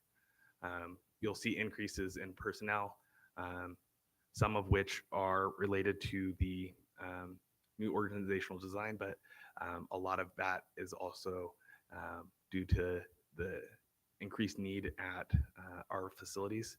And some of this won't be actually seen until we are ramping up for expanding the Silverstone's operations to prepare for South Branch. Collections are pretty flat. Some of that is due to decreases in database subscriptions, and then operating expenses. We expect to go up with a new facility and more locations, and then capital expenses, again, preparing for the South Branch project. So being as fiscally responsible as we can to maximize what we can get in our general fund expenditures versus putting all of it into the bond financing for the purchase of the South Branch facility. So looking at our budget next steps, we will receive hopefully soon the final valuations from Ada County, and then we'll make any of the adjustments based on the final L2 numbers the county provides us. There should be relatively small changes. The numbers that we are using for today's purposes are about a month old from the county. And that is the most recent data that any of us have. We need to then have a special board meeting at the beginning of August. I'm proposing August 2nd at 7 p.m., at which point we will approve the budget for publication for the budget hearing. And then the budget hearing notices will be placed online in newspapers and in the Cherry Lane board display. And then our budget hearing is posted and slated for August 16th at 6:45 p.m., which is prior to the August monthly board meeting on the third Wednesday. And then we have until September 7th to submit to Ada County, and then certification of the budget by the state by October 23rd. So that is the budget presentation. Thank you, Nick. Questions from the trustees? Go ahead, Jeff. Madam Chair, can you go back to that last slide, please? Or I can see it here, Yeah. the one that showed the timeline. Oh, yeah. So the special board meeting, if I'm out of town, can I attend that virtually? On the, if we do Yes. it on the second? I will have it fixed by then, yes. And then the budget hearing, I should know this by now, but that's where we take public comment? Correct. And then based on that comment, we would either modify or accept, is that, or do we just take comment? Thank you, Jeff. So the board always has the option to make changes to the budget, right? It's Mhm. not, we would have to look at process. If we made changes, we'd probably have to republish and do a public Okay. hearing and so forth, which is why you want to get it done Right. relatively early, so Yeah. you have time to do all that. But yes. Okay. If we found from public comment or any other reason that we needed to make changes, we always have the option to do that. And then, oh, you mentioned something, Nick, about the contracts would be, once the contracts were in place for the South Branch, those would be part of the finalized budget. Do you think that will happen by then, or will that need to be an amended budget next year? No, it's a projection, but it's It'll we've be our been- best guess at the time. it's our best estimate information at the time. for currently, and so if there is substantial change, then come this time next year, it would go in as part of the budget amendment. Thank you. Madam Chair. Go ahead, Josh. Nick, I've got the draft budget pulled up, the updated one, and I just wanted to verify on page 1, under personnel costs, there's 3 numbers that are grayed out that add up to like 1.3 million. It's retirement, PR taxes, and health. Is that, the fact that they're grayed out, does that mean it's coming from an off-board source like the state that is transparent to us? So this is a great question. So in fiscal year 22, some changes were made to our accounting software that broke out line 5010, which is payroll benefits, into 3 sections, A, B, and C. A Oh, being okay. retirement, PR taxes, so payroll taxes and health, but they all roll up into the umbrella account of 510. Gotcha. Perfect. That's, is it okay if we go through with kind of line items that I had questions about? Or the next one that was on page Absolutely. 2 about like the young adult books. It looks like they slashed, 70% of the budget for that. Is that just based on existing inventory that was built up with the new branch, or was that targeted specifically? Or I will have to take a look. Let me pull that up. I mean, the overall collections number stays the same, at about $1 million, which is great. But I just was wondering, because it looked like, wow, they really, the young adult books really took a hit there, and I wasn't sure if it was because we'd already built up a I believe larger inventory. Jason might be able to provide more, but I think a lot of that moved into the RE content purchasing, which is the first line, the 5122.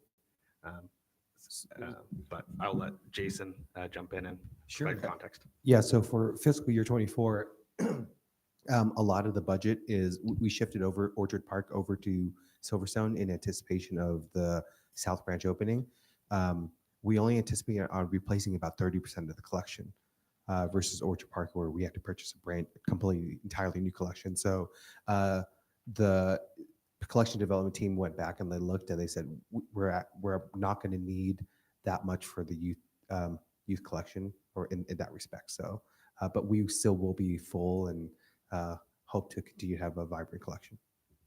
Awesome. That answers that. And the last kind of line item Please that go ahead. I wanted to kind of get your thoughts on, Nick, were in regards to the HR development and personnel, professional development. I mean, specifically like the conferences going up more than double that. Is this specifically for library director type stuff that's already kind of planned out on the calendar for opportunities for growth and development, or is it across the board to different? If you could just talk to that. Yeah. It is a few different things. So one being we have a lot more staff than we did a few years ago. And I'm going to reference more a few years ago than the last year or two, because the last few years have been significantly different in terms of availability of conferences, trainings, our ability to send people to them, things of that nature. And so looking at balancing out our professional development, we looked at what is our expectation for each position level versus each individual request. And that is how a lot of the professional development budget has been built in previous years, has been based on individual manager supervisor requests for specific trainings, conferences, things of that nature. And one of the things that we were looking at when we have been doing the organizational design is looking at how do we have consistency and equitability. There we go. It's almost 9. How do we have equitability across locations for the same positions, so that we're providing and encouraging the same level of professional development for staff of each level. And so looking at it a little more zoomed out than individual asks and needs, but incorporating those individual asks and needs into our overall professional development budget build out. And so it's substantially higher, but it's based on how much is needed per position type. And so what those expenditures look like. Well, for what it's worth, I really think the investment in especially the e-course kind of development thing and things that can lead to accreditations or, things that will help personnel is a very good thing. And it shows investing in your people. And, the fact that it went from 40 to 120 or thereabouts is fantastic. And I would encourage more, opportunities like that in the future to grow that portion of the budget specifically. I think it's a worthwhile investment. And the other counterpoint to that, the caveat I should say, is there was an article about the Boise Library and how they had kind of cherry picked a librarian to go on this European holiday to a conference in Germany, and it was a pretty large bill. And I don't know how that panned out, but I know the optics weren't very good, and the return on that sort of investment seemed to be marginal at best. As Joe taxpayer looking at it, so I think that's kind of a balance to that.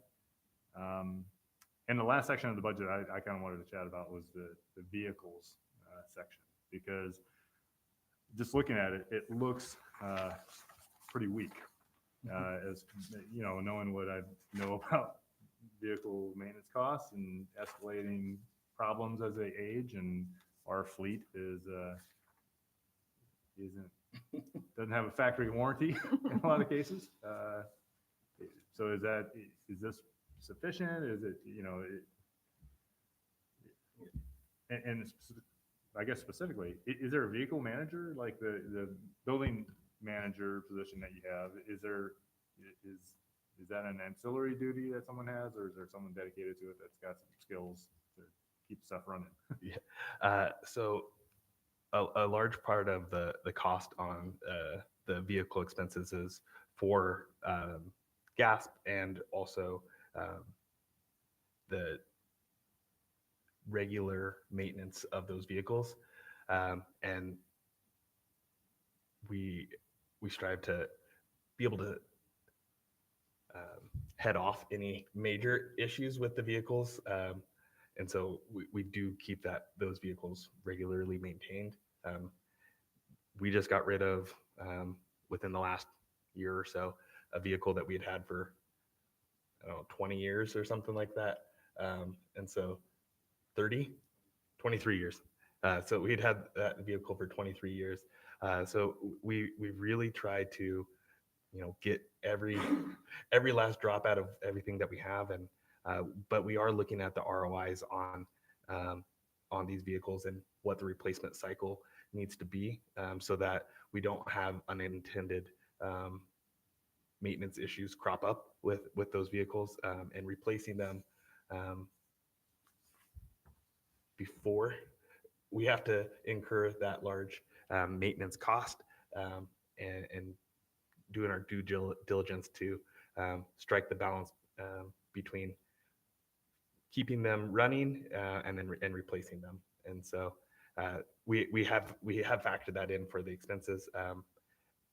With that capital expense, we're also trying to balance out how do we save every penny for our South Branch and Cherry Lane projects. And so Right. Yeah. And I get that. but ideally what we'll be doing is replacing each of the vehicles that we have within the next, I think, or not each, but our aged vehicles in the next 6 years.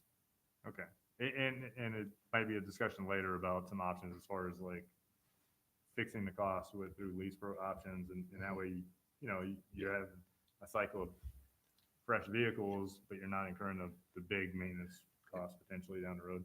I'm sure there's not a lease option for a bookmobile replacement, unfortunately, but There's not that we've found, but there are lease options, and Jason has explored some of those. We don't have an actionable plan right now for new vehicles, but it's something that Emma and Jason and a little bit of me so far have been going through what our options are, and when and how to take advantage of those options.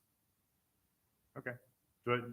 So collectively, basically collections, finance, and director are the ones that are vehicle managers, I guess, for the fleet. Well, not in that sense. That is the I'm gonna get it wrong again. Facility coordinator, maintenance coordinator. His role is to make sure that those vehicles are maintained.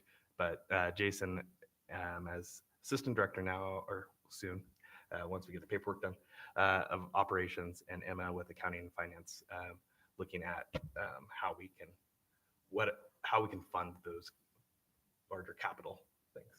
We've also explored a little bit like what are some other options to offset the cost, and looking at anything that no option has been off the table yet. So maybe looking at some sponsorship opportunities as well.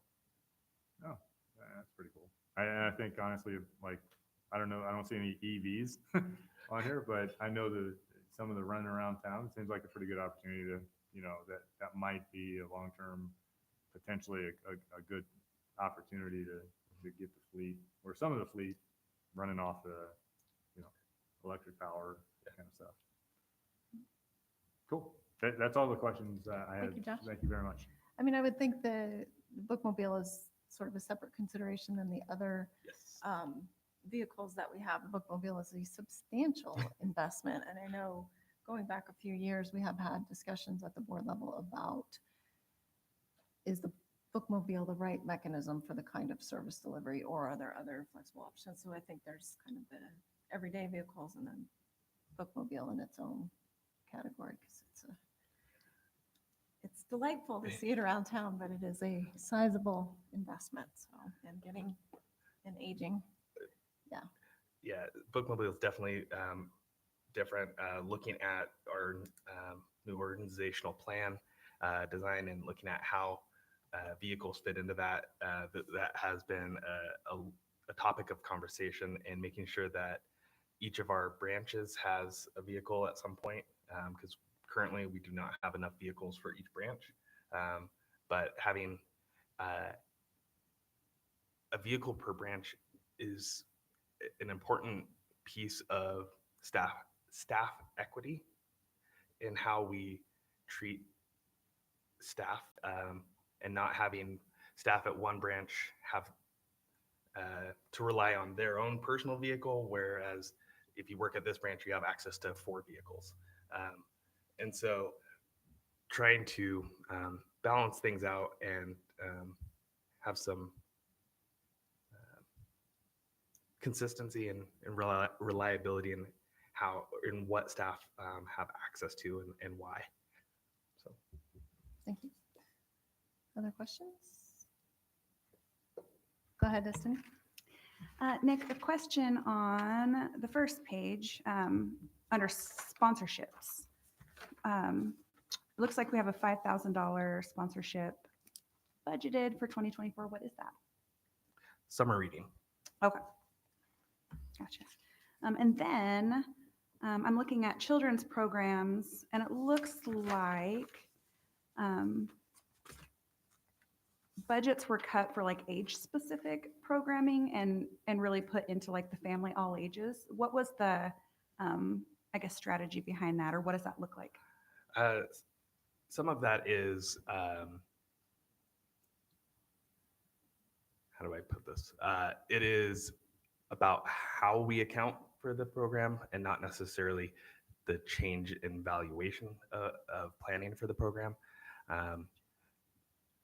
We have large expenses to some of the district-wide events that we do, such as the summer reading kickoff, and so it's in years past, gone into this bucket or that bucket, and so just trying to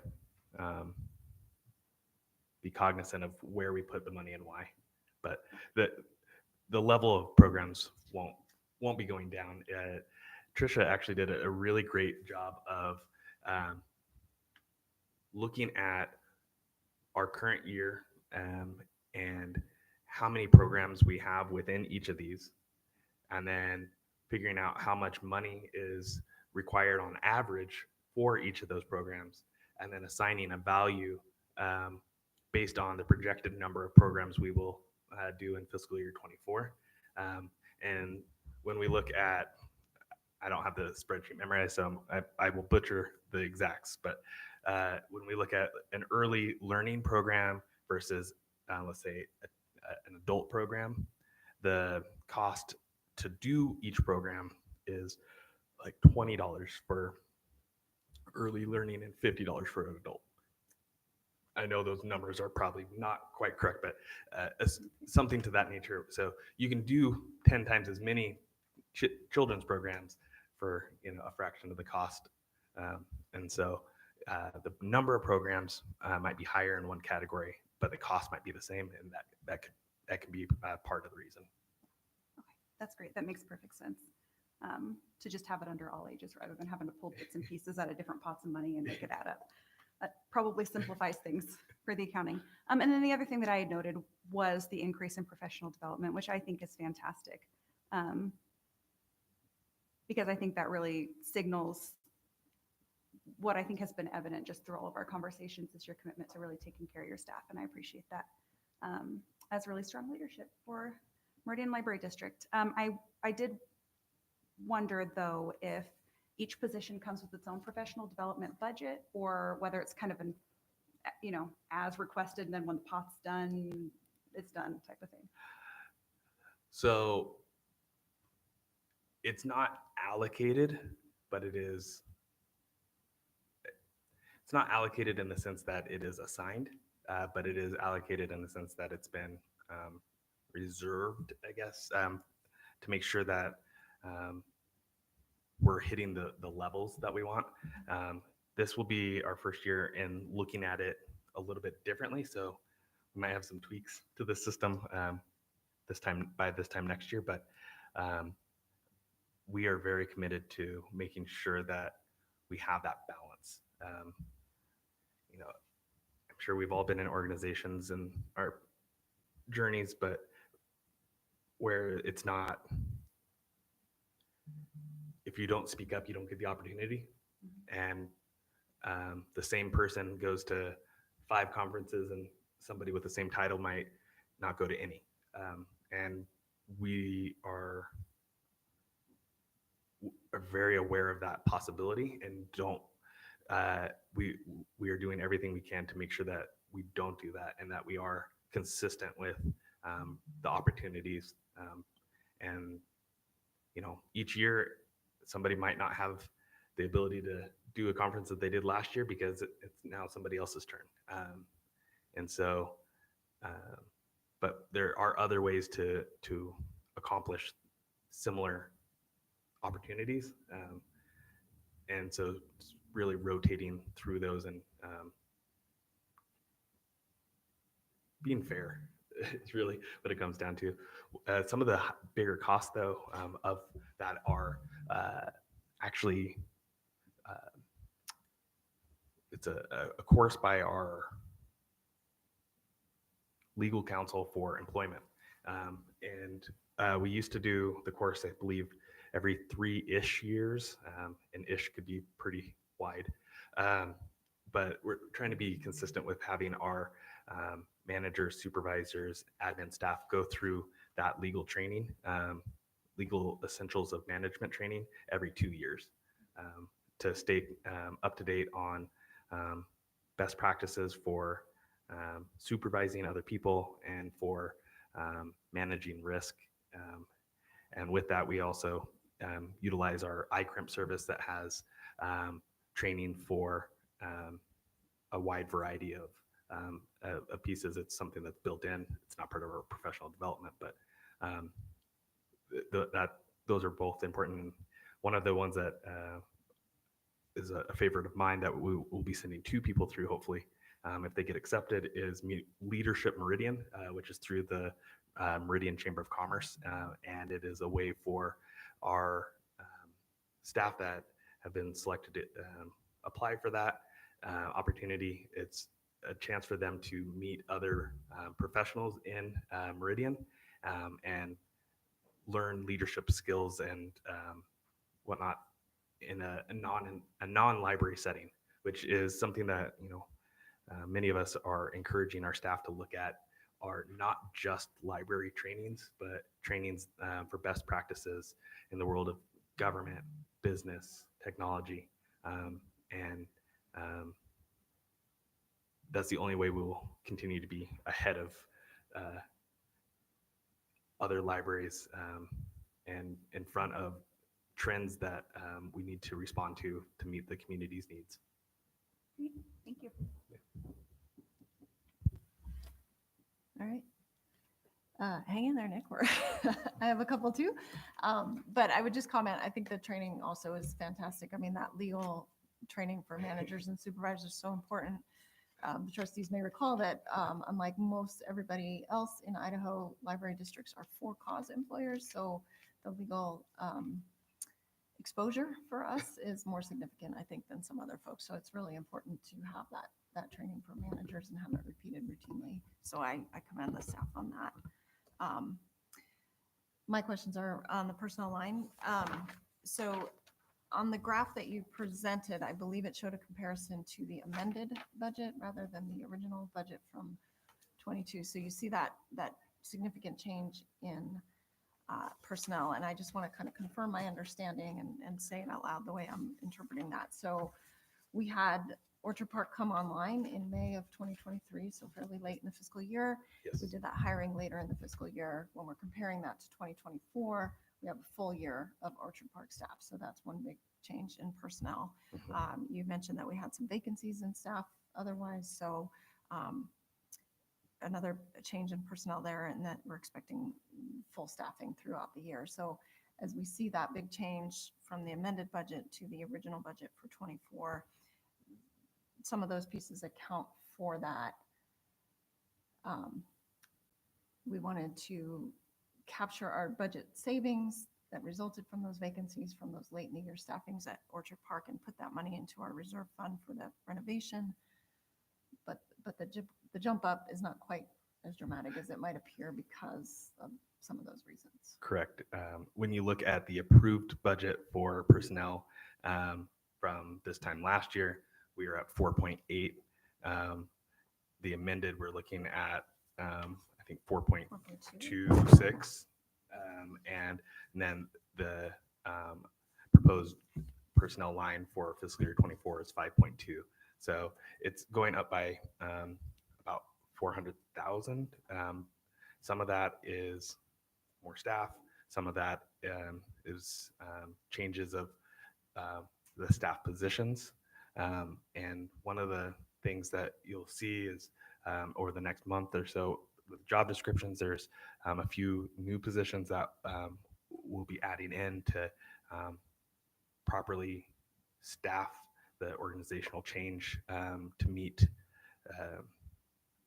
our long-term needs a little bit differently and with more consistency. Great, thank you. The other, if I could ask you to expand a little bit on, so I know in a lot of sectors they're facing upward pressure on wages that's significant, and that's really affecting hiring abilities. I noted in your comments that we talked about some performance recognition for staff built into the budget, but can you just comment a little further on that upward pressure? It is extremely difficult to hire a couple of different positions in particular. Some of the starter wage positions, those tend to have higher turnover, and some of that is due to our inability to compete with entry-level wages. Some of that is, the nature of part-time positions, unfortunately. Then when we get into the opposite end of the spectrum, it's difficult to get qualified candidates to come in at some of the lower rates, and so it's a challenge.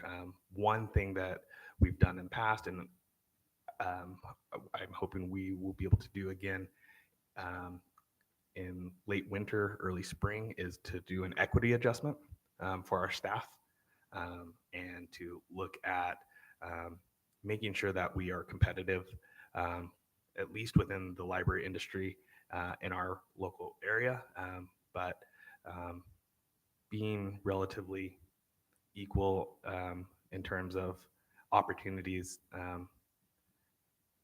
within our abilities, at least for other entities similar to a library in our area.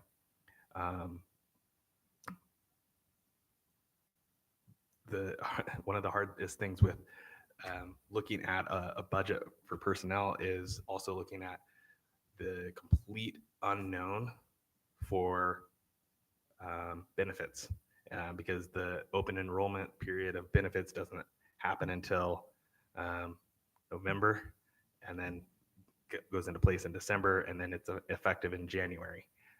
And so, and our budget starts in October with our planning, out here in July. So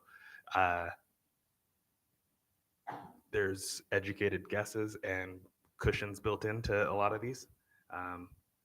And we modeled out some of that so that we are very conservative in how we approach our request, so that we don't have to come back and say, you know what, we actually needed an extra 300,000 in personnel when we do an amended budget this time next year.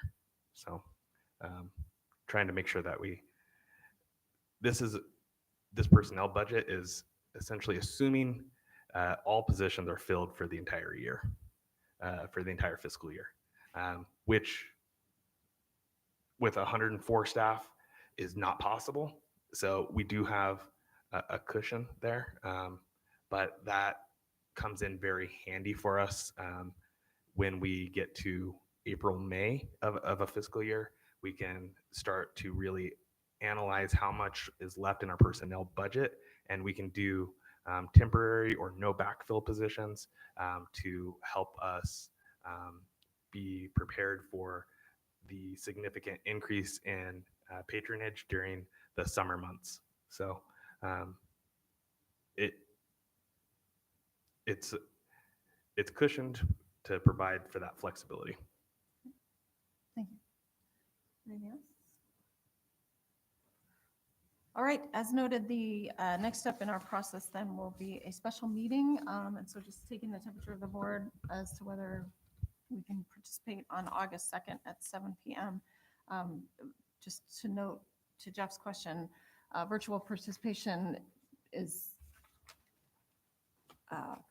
permissible, always an option, right? The Attorney General's office and the open meeting law, interpretation of the open meeting law is crystal clear on that virtual participation is always an option. As long as somebody's physically here, and I can be physically here that night. I don't know about anybody else. But. So it looks like we're all good. Okay, we will plan on that then, the special meeting on August 2nd at 7 p.m. And our action item that night will be to approve the budget for publication. Okay. Okay, we will move on. Miss Mason placed my agenda to item number 10, which is executive session. And I'm going to read the code section as soon as I find my agenda. Here's another one. Okay, so we would move to go into executive session pursuant to Idaho Code 74-2061B to consider the evaluation, dismissal, or disciplining of hear complaints or charges brought against a public officer, employee, staff member, individual agent, or public school student. We will roll call in, yes to go into executive session, and no not to go into executive session. Josh? Yes. Jeff? Yes. Destiny? Yes. And I'm Megan, yes. It is 9:12 and we are in executive session. We'll pause for a moment.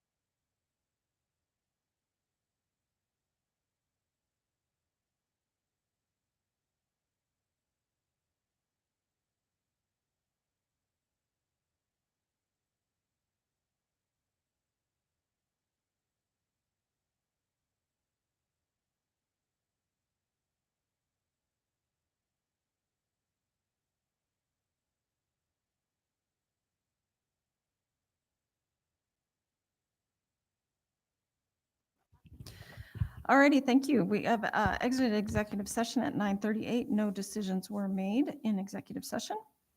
That brings us to item number 11 on our agenda, compensation adjustment for the library director.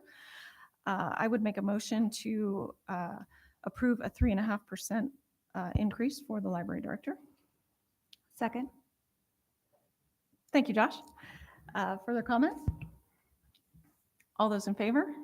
Oh, Aye. I'm sorry. I'm going to amend my own motion with an effective date, so bear with me just a second. I would amend my motion to be a 3.5% increase for the library director effective August 6th, 2023. Is that all right with you, Josh? All right, so we have correction there. All those, any further comment? All those in favor? Aye. Opposed? Motion carries. That brings us to item number 12 on our agenda, future agenda items. Of course, we will have further budget discussion at our special meeting. We talked about the continuing to explore posting the salary schedule. Other items? Look forward to South Branch contracts in the months to come. Madam Chair? Go ahead, Josh. If possible, Nick, I would appreciate the opportunity, and I'm sure some of it will come with the flow, but as our policies are up for annual review, for example, last meeting, it was kind of, felt a little broadsided or like kind of surprised that, oh, whoa, wow, where did this come from? And I wasn't fully prepared, and that's mostly my fault. But if you guys can give me a heads up on like, hey, here's on the next, this quarter, for example, like here's the policies that are going to be up for review, and just so we can kind of get better prepared for the meetings and put the thought into where we want to go with those. Yes, we can do that.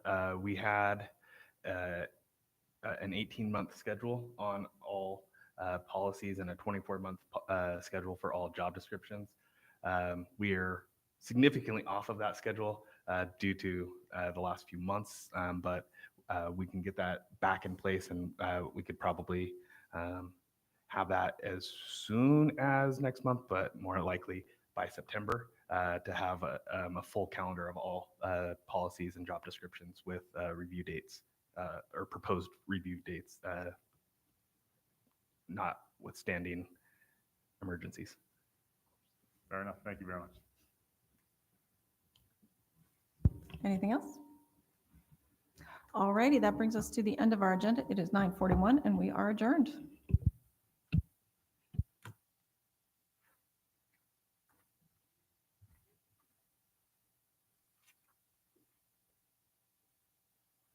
Thank you.